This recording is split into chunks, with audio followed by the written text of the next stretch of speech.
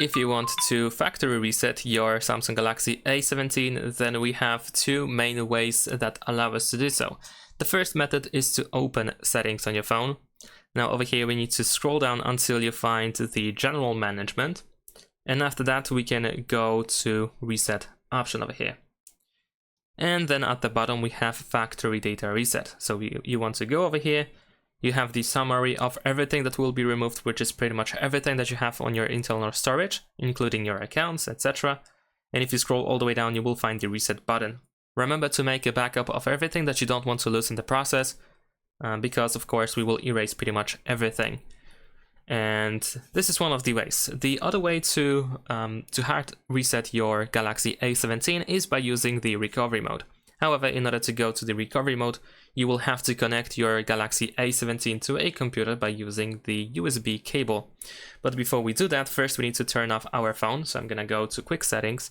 Let's tap on this power button, and then we can press power off over here. There we go.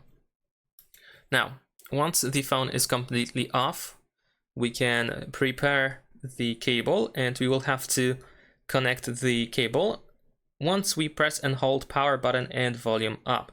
So once you start pressing power button and volume up, you want to connect the cable. So let's press power button, volume up, and then connect the USB cable. And now we need to hold. Once you see the Samsung logo, you want to release the power button, but you want to hold volume up. And you want to keep holding volume up until you see the recovery mode. And there we go. Once you see it, you can release the power button. Over here, we can navigate by using volume up and down. And we need to go to wipe data / factory reset. And we confirm our choice by pressing the power button.